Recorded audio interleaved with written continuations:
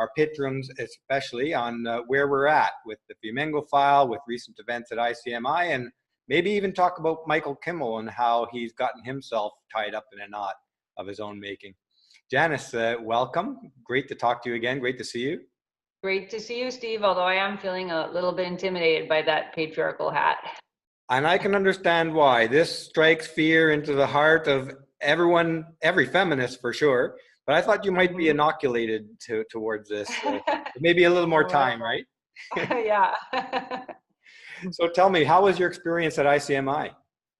Well, the experience at ICMI was really excellent. It was 3 full days of really interesting presentations, and I know that the presentations are now almost all of them are online. I think at least the first 2 full days are up online already, and the third one is starting, so everybody can see them.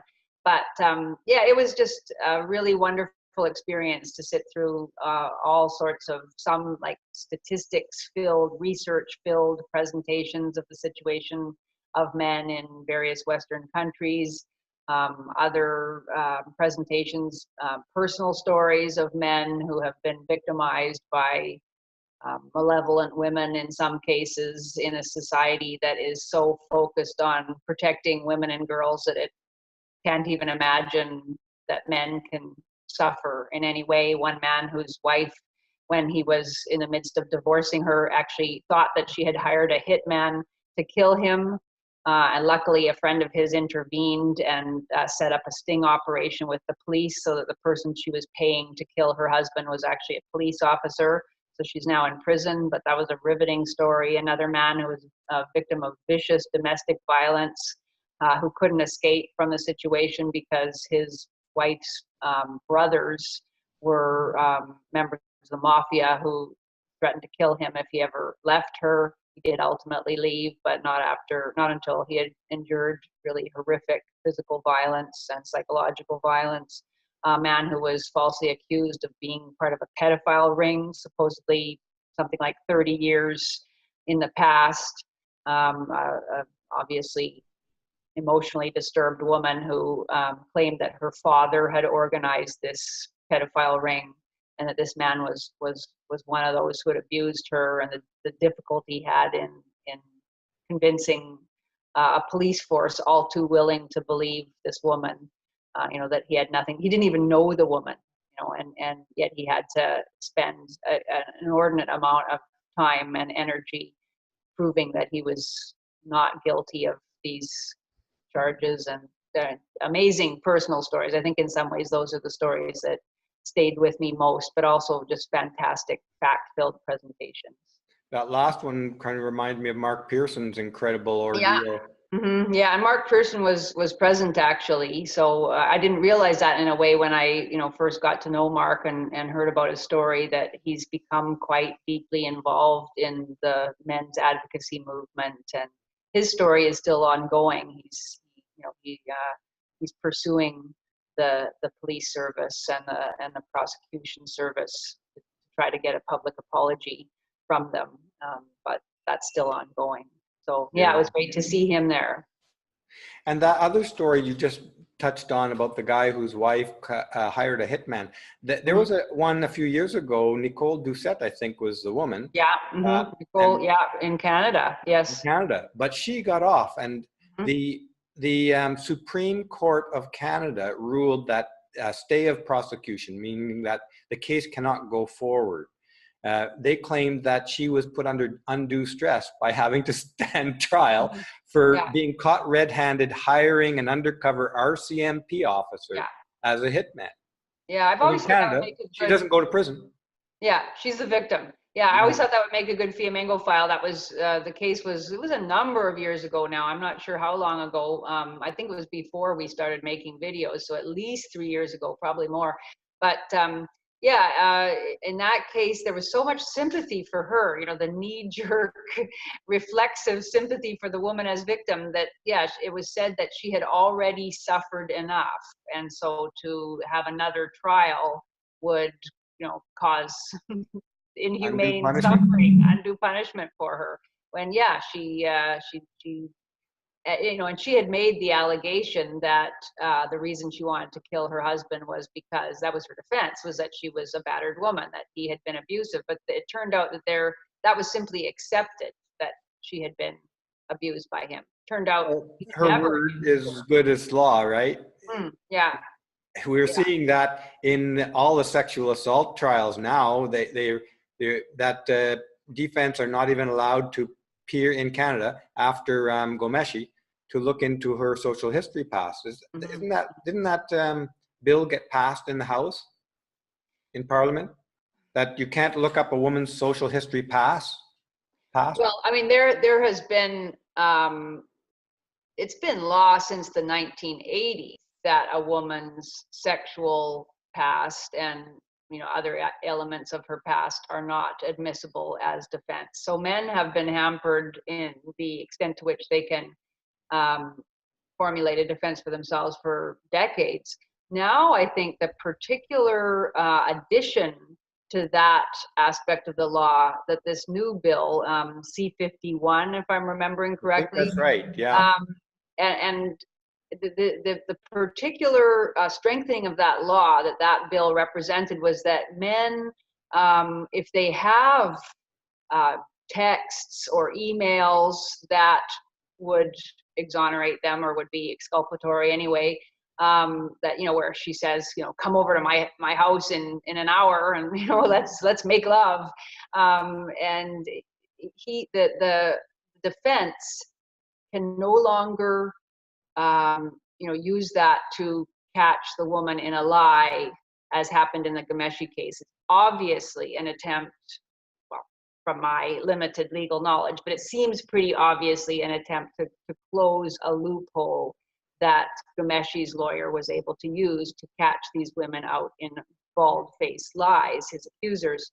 And so now all of that evidence, it may be able to be introduced. It's not necessarily excluded, but it has to be okayed beforehand by the judge. So that means that the prosecution gets to see what cards the defense holds. It means that the defense will never be able to, as in the Gomeshi case, prove that the accusers are lying on the witness stand, because they'll know that he has certain texts. So they'll be able to construct their stories around those communications. So yeah, I mean, what feminists are doing clearly every step of the way is making it more and more difficult for a man to defend himself against a charge that could result in years in prison. Pretty scary stuff. The 1980s bit, now the two things that appear immediately different to me is that in the early 1980s, that bit you were talking about, including evidence about the woman's past, related to about the woman's past with other people as a character, right. attack. Now it's not even as other people, it's information directly related to the relationship and the events of that incident in a social media form that are under threat to be excluded from the trial. What does it leave you with but the woman's word? Yeah, I know it's making it more and more difficult for a man to defend himself. I mean, the earlier, I always used to think that the rape shield law of the 1980s made sense, and it still does to a certain extent, that just because a woman has had a sexual relationship with another man, the idea was that she would be portrayed as a slut, therefore a slut cannot be raped, etc. I mean, that was how it was always presented. But what it also meant is, if I'm understanding it correctly, was that even if the woman had made false accusations in the past, those could not be used as defense against an accusation in the present. So I think it was always a really problematic law, and now it's been made even more problematic. Yeah, I think you're right there. And there was a case not long ago where a woman was caught making at least 10 or 12 false accusations against different men. She's like a serial false accuser, and it took quite a long time for her to be caught up in that, to be caught in that. Yeah. So she may have put quite a few men in jail before, and she could hide behind this particular law too.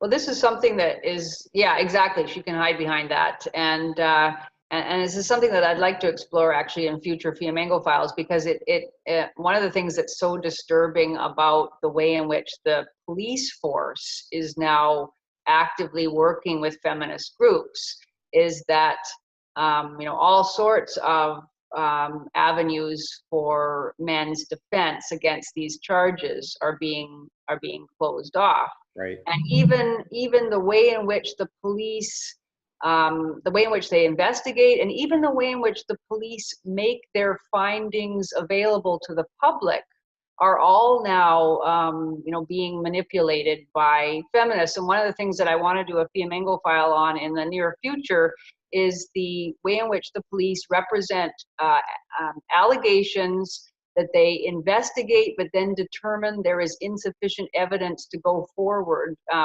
to trial with. And those used to be called unfounded cases. And they're actually a very large percentage of the total number of cases of sexual assault allegation. Sometimes as much as 45% or even more are determined to be unfounded, meaning that there just is not any kind of evidence that would lead to even a possibility of a conviction. Feminists have been upset about the unfounded category for years. I remember reading things from the 1990s that were published where feminists were arguing that the unfounded category was misleading. And so now they are achieving successes, as far as I understand it, in convincing the police to actually code files, to name them, to identify them in different ways so that they don't use this category of unfounded. And what it essentially means is that the police are complying with feminist demands to hide the number of cases that are so flimsy they can't go forward, because they want to be able to really push this idea that very few false allegations are ever made. And they can't do that with this huge number of unfounded cases. And of course, no one's arguing that every single unfounded case is a false allegation. It could well be that some of them are true allegations, but there just wasn't enough evidence to proceed with. But to say that only those cases that are actually labeled false can be considered false, that means that the police have to have actually proved that the allegation was false. In many, many more cases, obviously, they may have a hunch, or they may just, there just isn't anything, there's not enough there. They very rarely pursue false allegations unless the evidence is staring them in the face that it's false. So it seems that the police are complying with feminist demands to represent to the public that false allegations are very rare. And that again, it's really scary that the police should become part of the sort of public relations arm of the feminist industry. And that does seem to be going on, and just even in the way they identify what they do with various cases. Well, in one hand, police forces are required, or it's incumbent on them to listen to public feedback of groups that are interested in how policing is done in their region. The unfortunate thing is that it's almost only feminist groups that are actively giving any of this feedback. How many groups representing non-feminist organizations are actually even active? Yeah. I don't know. Probably not many. Probably not very many. I mean, if you go on to websites of various police force units, the emphasis on victims' rights, and especially in the context of sexual assault, therefore, the emphasis on complainants' rights, all of the help that's available for them, the expressed eagerness with which the police force unit seeks to serve that segment of the public. And I want them, I want the police to serve victims, obviously we all do. But on the other side, what are the supports available for the accused?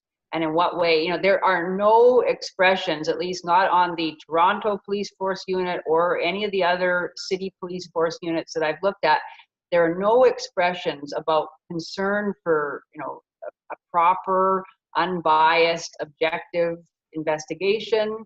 There's no expression that the accused have rights. There's no expression that it's a terrible thing to be falsely accused. Like there's just, just the way things are phrased, the assumption seems to be that any time a victim, a so-called victim or survivor comes forward, that person is to be believed and respected, and there must be some kind of substance to their allegation. And so in the context of sexual assault, that's really worrisome for accused. Definitely. So, Janice, did you read any of the, say, mainstream media reviews or commentary on the conference in London? Yeah. I've heard it's pretty bad, huh? Yeah, it was incredibly bad, actually. I mean, for one thing, I was disappointed at how little there was that was published about the conference in general. I thought that, there might be some high-profile positive or at least neutral coverage, and there wasn't. At least there hasn't been yet. I think maybe there was one independent journalist there who's been shopping a story around and trying to find a paper that's willing to publish it, and it doesn't seem like so far he's having any luck. But there were two articles that I read that came out within a couple days of the conference finishing. One by a woman named Lara White, who writes for an online publication called 50/50, which I've never heard of before. I think it's pretty peripheral publication. But another by a guy named Robert Jackman. I've never read anything by him before, who writes for Vox magazine. And they were pretty much singing from the same songbook. Both of them, interestingly enough, and maybe this is a victory if we want to be positive, both of them did admit grudgingly at some point in their articles that there is some substance in the men's rights movement, that there are legitimate issues that men are concerned about. Both of them admitted that. But everything else in the article basically made the argument that whatever substance there is, it is hopelessly tainted by the reality of the men who do the advocacy work. And most men's rights advocates can be dismissed because they're too angry, they're pathologically dangerous, they blame the wrong people. Can't we dismiss feminists for those same reasons? Yeah, no, not at all. No, they'll never write that article. No, they'll never write that article, and they draw such a clear boundary, and it's so small, so tight around what is permissible for men to care about and what it's permissible for them to say when they gather to speak about men's discrimination or men's disadvantages. And certainly, they're not allowed to be angry. No one is allowed to be angry. No one is allowed to blame women, certainly. They're never allowed to compare their suffering to that of women or to claim that their suffering is in any way worse or that they're in any way disadvantaged. And they're not even allowed to blame feminism or, the influence of feminism on institutions. So it seems as if both these writers suggest that, there might be maybe at some point in the future, there could be a men's rights movement that isn't tainted by all the terrible people who are involved with it now. And if it ever did form as a respectable movement, it would have to be a movement that somehow talked about men's disadvantages or the harms that men suffer, men's issues, but it could only talk about them by never identifying any causes of those things. I suppose, outside of men themselves, it might do the Michael Kimmel. That's a legitimate cause, right? Yeah, they could say, that men don't seek help, and that's why, they don't get any help or something like that. So there could be man-blaming types of men's advocacy. But anytime a man expresses any sort of anger, anytime a man identifies the feminist influence on whatever it is, the judiciary, public journalism, on the healthcare system, or even identifies gynocentrism, which often men's rights advocates see as a more profound motivating factor. But if you do that, that means you're blaming women, and therefore any substance to the claims can simply be laughed at. And both articles, I thought, and this is my next Fiamengo File topic, responding to these articles, but both of them are just remarkable for the callous dismissiveness, the mockery, the way in which they demean the men and their issues. The Robert Jackman in particular laughs at the issues. He uses demeaning language. He talks about, for instance, one of the first presentations by a guy who blogs under the name of William Collins. Do you know him? His real name is, oh geez, I forgot. Something like Rick.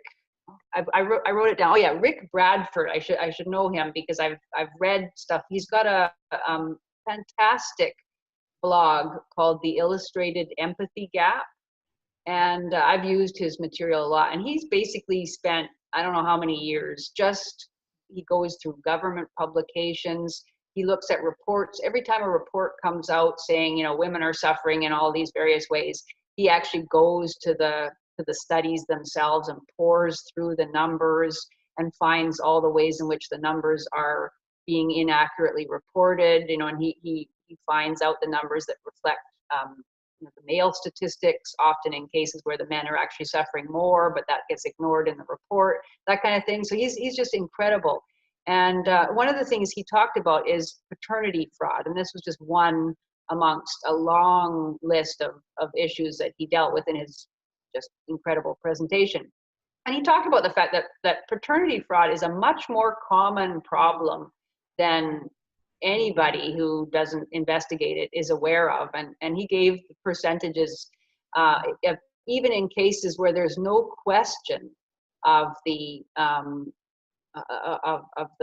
parentage of a child, that the number who turn out not to be fathered by the man who is presumed to be the father is really large. And he was talking about this as not only an issue for the father, who realizes after maybe, or might come to realize at some point in his life that he's been raising a child who isn't actually his own child, but it's also a really important health issue because it means that young men and women who are asked, when they go to the doctor, you have a history in your family of, cancer or whatever it happens to be. If they don't actually know who their father is, they are giving false information to their doctors. Unknowingly, they are deprived of having the information they need to look after their own health properly.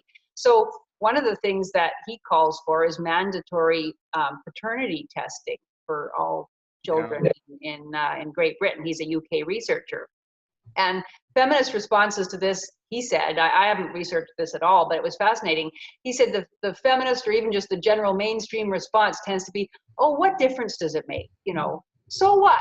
Who cares whether that's really your son or daughter? You should just be happy to be a father, anyway. Why do genes matter?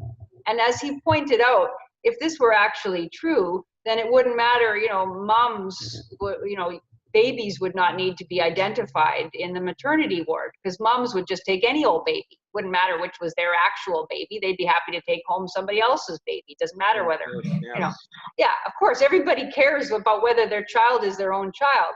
But then he also talked about the health issue. Anyway, but Robert Jackman just laughs at I read his article, and it was just I think of him as Robert Jackass after that, and well, I had to stop myself from calling him Jackass and talking about how he knows jack shit, and there's so many puns on his name that one. Let it out, let it flow, Janice. Let it flow.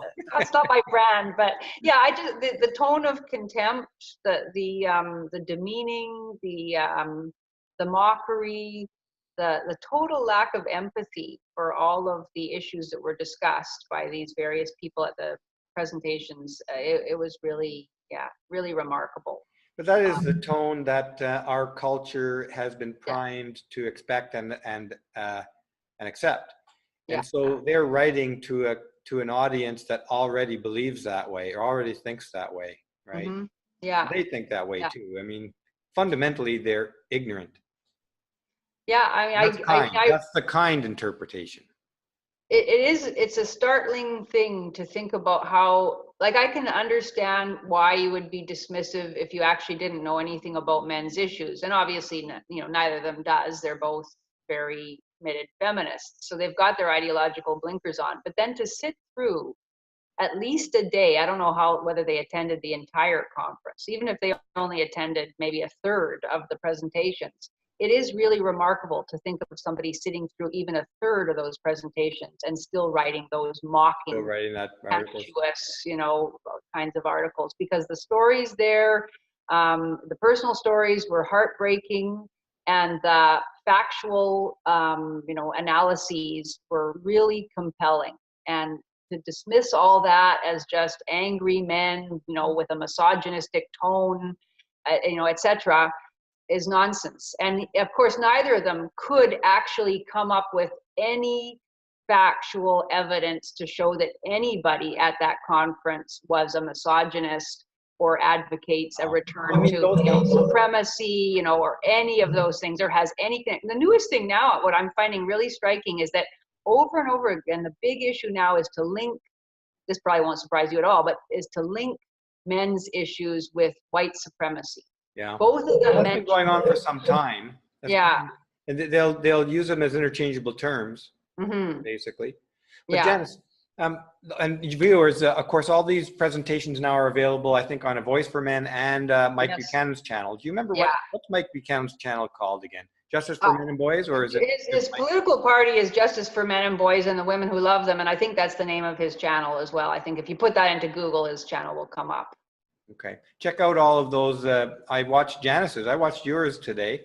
It was a very good talk. I found it was excellent. It was somewhat of a mishmash of other topics that you've dealt with in the Fiamengo file. But one of the things you said there, probably to my mind more clearly than you said in other videos, was that we need to abandon the present universities for as a school for boys, in essence, or a school for integrity, intellectual integrity. And I'm presuming you mean the humanities more than anything else. Oh, I don't know. I don't think I would even confine it to the humanities. The more research I do, the more people I talk to. I think it's spread everywhere now. I have a number of, correspondents who work in the sciences, the natural sciences, and it's really big in STEM now, the push to get more women in, the claim that the reason women aren't doing fields like physics is because of a toxic climate, the claim that physics has to change so that more women will be brought in to study it. You know something, Janice, I just want to stop you right there on the physics topic, because I studied some physics courses in university, and I can say this, it's fucking hard. Stuff is complex, and it will cramp your brain, and it's difficult. But having said that, also, and in second year physics course, one of my tutorial leaders was a woman, and she was a TA doing her PhD in physics. So, and this is back in, I think, 1979 or 1980. So there was no blockage, and there was absolutely no discrimination against her. She was 100% confident in herself. She knew her stuff. Nobody around her questioned her knowledge, unless, of course, she said something that needed to be corrected. So this idea that physics or math or chemistry, any of the sciences, are discriminating against women is utter, complete nonsense. Nothing could be further from the truth. No. Well, it's particularly not nonsense now, in that all of these STEM fields are under incredible pressure, institutional and general public pressure, to get more women into them. So most of these departments are desperate to be able to say that they've welcomed this X number of women into the field over the past 5 years. They're happy to hire women, and in fact, a recent study that I mentioned in one of my Fiamengo files a couple years ago, I think it was I can't remember it might have been a Cornell University study that found that women were twice as likely, female candidates in STEM subjects were twice as likely as men to be hired. Yeah. Because there was an article written up. Yeah. You talked about that in one of the Fiamengo files as well, didn't you? Yeah. And this is at the same time as places like the University of Melbourne's mathematics department is hiring women into women-only positions, so they're not even making a pretense of having a fair competition. And that is the truth. I grew up in the 1970s. I remember what it was like for women in school, and I was in university in the early 1980s. it was an environment where feminism had already won all of its major, objectives, or at least its stated objectives. If what it wanted was an environment in which women were permitted to, make their contribution and to pursue their passions and to, pursue whatever branch of academic endeavor they wanted to pursue, that was already in place at that time. And so now what we have is we have claims that if women are not entering a particular field in the same numbers that men are, it's got to be because of some kind of deep institutional kind of sexism.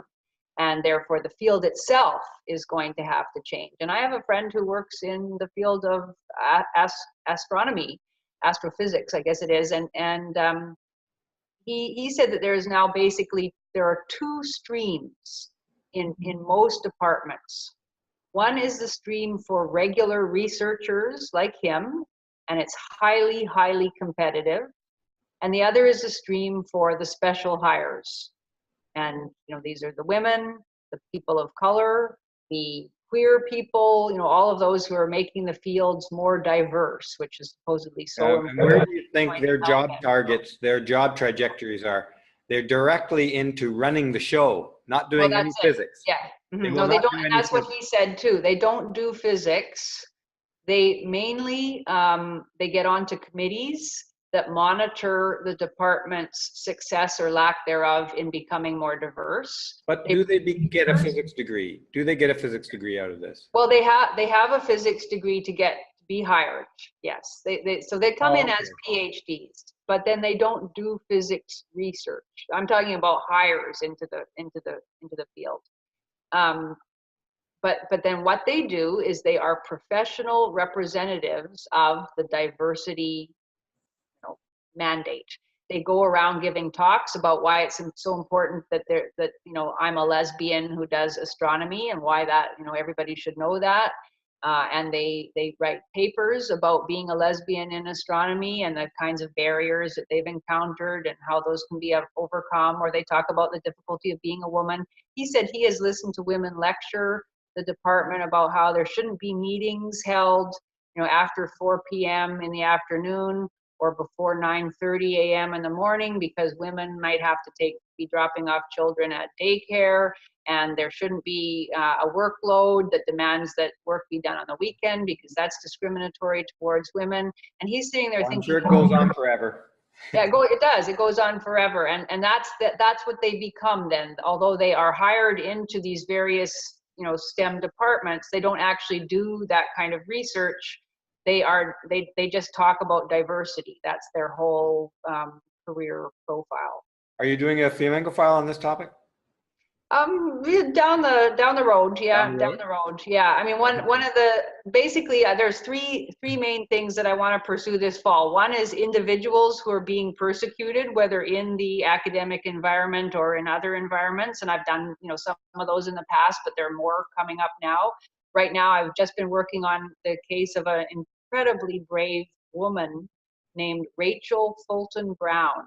She's a professor of medieval history at the University of Chicago, and she has been persecuted over the last more than 2 years by social justice warriors in the field of medieval studies, which right now there's a huge war going on. And Milo Yiannopoulos has written an article about this, and it was what alerted me to her situation. And so I started investigating it a little bit. There's a war going on in medieval studies. Claims that there is white supremacy and heteropatriarchy, that these are the things that have to be denounced in the field. And because she refuses to denounce them herself, because she defends the traditional study of the Christian medieval past of Western civilization, and she says that we need to respect the fact that many of our most cherished values come from the Christian medieval past. That's her argument, essentially. She wrote a blog called 3 Cheers for White Men, in which she said that white men were actually responsible for lots of the things, that we most prize about our contemporary societies in the West. And it was sort of tongue-in-cheek. She ended it, hug a white man today. For that, that was like way back in, I think, 2015 for that. And there's been a conflict. She's been attacked as a Nazi, as a white supremacist, as an enabler of all sorts of horrible isms. People have tweeted the most repulsive things about her personally. They've written a letter to her history department. Are you doing a Fiamengo file on this? Yeah, I mean, it's just unbelievable. So that's Don't one of the give it all away. Don't give it all away. So that's one of the things that I want to continue to do, look at individuals who are being persecuted in their fields, whether academic or not. I want to keep looking at how academic feminism is ground zero for all of these ideas that at first seem outlandish, but then eventually percolate into mainstream society and become part of the culture we breathe and become part of public policy and become law. Yeah, and I also want to really look at the way one of the main fronts of feminist activism now seems to be talking about how all of these different arenas of our society, whether it's the legal sphere, whether it's the business world, whether it's IT, whether it's, I don't know, the medical world, how the feminist claim is that all of these have to change in order to attract and retain women. There's been a huge plethora of articles about the way all these different spheres have to transform themselves to make them more hospitable to women. Never with an argument about why women shouldn't have to change in order to be competitive and to work well in those various fields. And many of the recommendations that are being made and the various principles that are being put into effect are really actually detrimental to the proper functioning of these various fields. And so I kind of want to do a small series on that too. So there's so many. I mean, we've talked about this so many times. Like, you could do a Fiamengo file every day for the next 10 years, and unfortunately, we can't do that many. But there's never a shortage of material. Are you doing Sons of Feminism too? That is definitely in preparation as well. Yeah. So anybody who submitted material to me and who was left out of Sons of Feminism 1, I've been very bad, and I apologize now. I've been terrible at keeping in touch with all of the various people who wrote to me, and I have no excuse for that. I'm just a disorganized person. I apologize, but yeah, I am planning a What's second the timeline you think on that? It's good. Well, I'm retiring this year. That I've been talking about that now for the last year. I officially retire in the end of June 2019. So I'm probably going to wait until I have a space of time to really start organizing my future. Okay, so it's a couple of years out then for this book. Probably, yeah. Probably, yeah. 2020, probably, yeah. Janice, if we have a few minutes, if you want to let me know what you think of the Michael Kimmel development. Yeah, that's a good note to end on. Yeah, a lot of people, have been talking about the muted satisfaction that they've been taking in seeing. What's that German word you use? Schadenfreude. Schadenfreude. Schadenfreude. Yeah, I think that's how you pronounce. I'm probably mangling it. Schadenfreude. I think there's a wave of that going across the MRA community. Right? Yeah. Taking satisfaction, a certain satisfaction in the misfortune of others, and I have to admit, yes, I did feel that. I mean, I was rereading an interview that he did with a journal called Signs, which is an academic feminist journal, and he's such a frustrating person in that he has talked to many, many men, and his target overwhelmingly has been, as he calls them, the white, working class, cisgender, heteronormative male of American society. Title of his book, if I can just interject, title of one of his books was Angry White Men. Angry White Men, yeah. And so that, he has really, he has, in a sense, he's taken the men's movement and the expressions of dissatisfaction and unease and grievance that many men, especially white working class men, have expressed, and he's turned that into a subject of, it's, in some way he almost gets it, but then he always turns it against those men. he'll say things like, well, they have legitimate anger, or they have a legitimate, he'll say they have a legitimate reason for feeling anger, but the target of their anger is misguided. Or, you know, they really, you know, Well, they're blaming feminism, and of course, as a feminist, he doesn't like that any more than Adele Mercier. If you remember her, she stood up in your lecture in Queen's University a few years ago and said the reason why there was a kickback or pushback against men's rights organizations is that they're they blaming blame feminism. Yeah, and your response was perfect. Why shouldn't they? Yeah, why shouldn't they? They have every right to blame feminism. And that's the thing about Kimmel that is really annoying, because he has spoken to men, he has studied them, he's studied their lives, he's seen the deterioration of their standard of living, he's seen the various disabilities that they labor under, and yet he always turns it around so that somehow they are their own worst problem. And in fact, you know, that they need to be recruited to the feminist cause, and that he thinks he can recruit them in that way. And then he writes about them exactly in books with titles like Angry White Men. So yeah, it's one can't really feel particularly sorry for him. And I have a true believer, really, a true believer of feminism. Can you, in a nutshell, just summarize your view of what he's being accused of and its significance of that? Yeah, I mean, as far as I understand it, and I've only read a few articles, so others may know better, but this is a former student from about 3 years ago who was one of his graduate students. This person is now a professor of women's studies at a university, and so this person feels in a position now to speak out. And what he's being accused of is not, as I understand it, sexual harassment, unless there are other accusations that I'm not aware of. It is of creating a hostile environment or creating a chilly climate.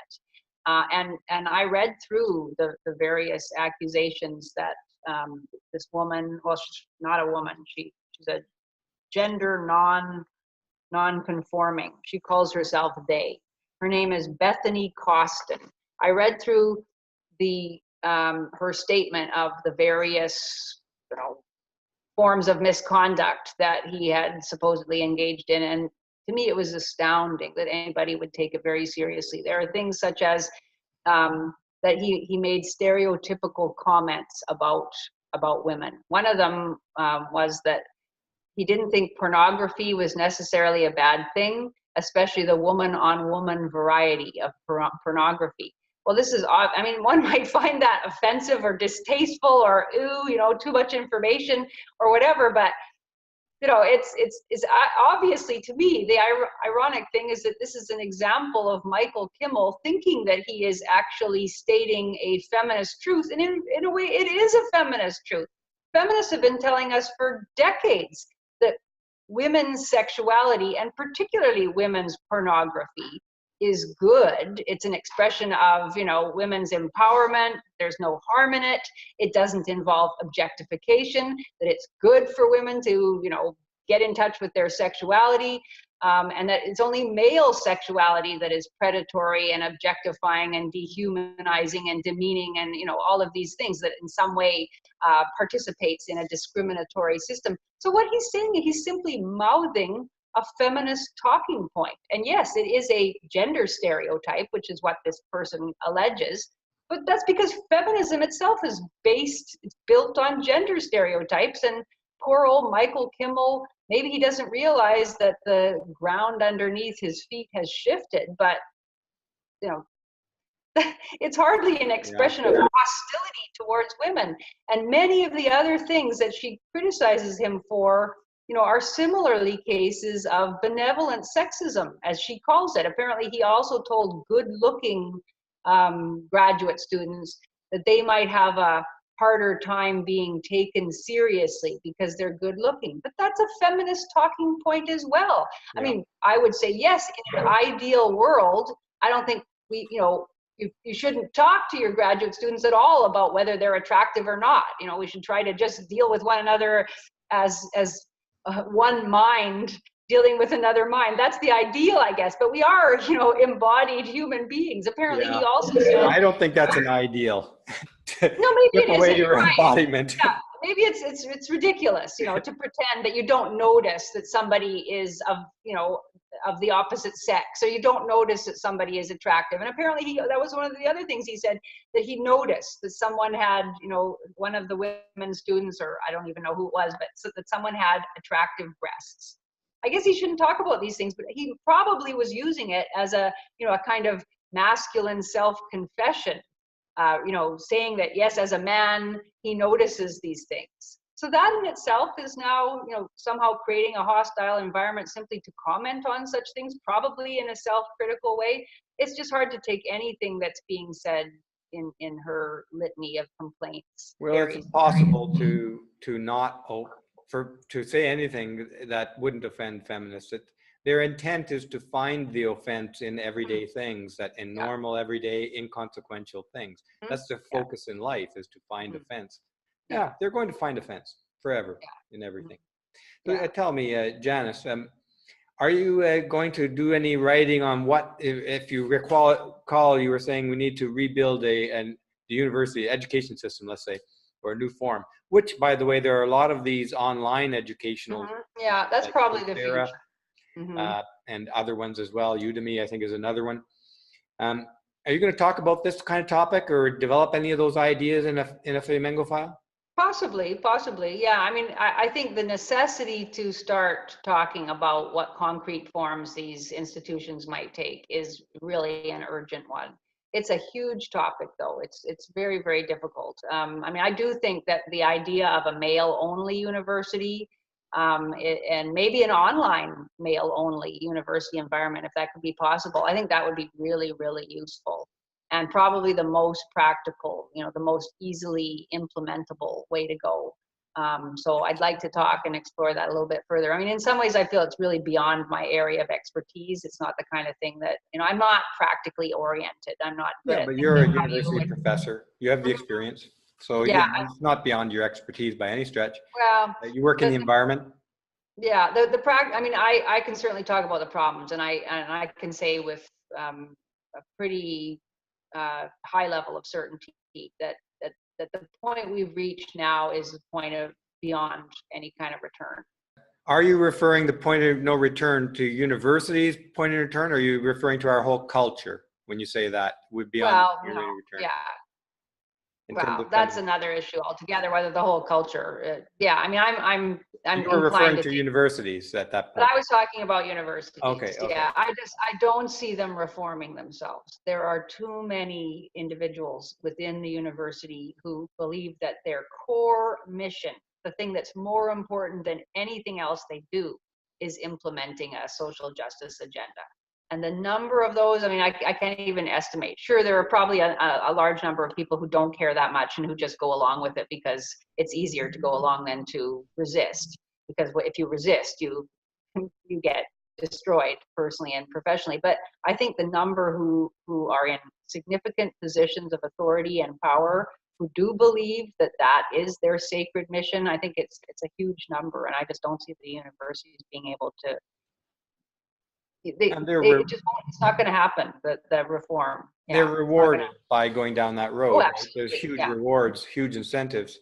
So why would they deviate? What's the incentive to deviate away from the enormous rewards available by pushing forward the feminist agenda at a university? The whole way that academia is set up, with peer review, it's a self-regulating system in so many different ways. And so, unless it would be possible to bring in some sort of overseer, some sort of state mandated program. But, that's not a good idea either. That wouldn't work, I don't think. So I just don't see that there is a possibility for internal reform. We're going to have to create our own institutions. Yeah. And with the online world, that's increasingly accessible. It's an increasingly achievable goal if the will is there, because the infrastructure of the internet is all set up for, especially courses like in the humanities, where you don't need big laboratories and expensive equipment. You're dealing with ideas that can be dealt with remotely. I'm sorry for cutting you off on I'm sorry for cutting you off on the Kimmel thing. Was there anything else you want? Because I know we're way over time and wanted to touch on these other things. Well, we're probably boring everybody, so we better end. But was there anything else you wanted to add about Kimmel before we sign up, or any of these other topics? The only thing I was going to say about Kimmel is that this is not, particularly interesting, but I know that there's a strain of anti-social justice commentators who will often make the argument that Kimmel is precisely the sort of person to be a sexual predator, or to be a sexual harasser, that male feminists are particularly suspicious, and that that they're inclined that way, and that's why they become male feminists in the first place, or some version of that kind of argument. I don't buy that argument. I don't think that actually has anything to do with I think any man is a potential target of these kinds of accusations. No, I think any man is a potential target, but I wanted to add that there's apparently a term used for that exact thing, and it's called the sneaky fucker strategy for mating, where have you heard the term? Yes, hasn't Gad Sad articulated that in quite a bit of detail? It could be Gad Sad. Mm-hmm. Someone said that this was actually legitimately written about, so I'd like to look into that. I don't know personally. I haven't read any legitimate work using the term sneaky fucker strategy. Yeah, no, Gad Sad's talked about it. So if he's talked about it, I'm sure it has some kind of scientific, authority. But yeah, we'll have to look it up. It's interesting. For sure, any male is at risk. But do you think that Michael Kimmel is also a sneaky fucker? I don't really. I think he was quite. I think he's quite sincere. Totally misguided, but quite sincere. And I find it very difficult to believe that he's actually guilty of these things. Yeah. So he's basically just a true believing ideologue, feminist ideologue. I think so. But of course, I don't know. That's even worse. Yeah. Mm-hmm. At least if he was legitimately sneaky, there's some, I don't know. Either way, I can't say I'm going to feel too sorry about a guy who's been basically throwing men under the bus for decades for profit. Yes. Mm-hmm. We should wrap it up here for now, and maybe we could touch base again soon. When do you think you'll be back at the Fiamengo File again? Oh, right away. Yeah. Right away. I've sent you one, and I'm going to record another one tomorrow. Yeah, it's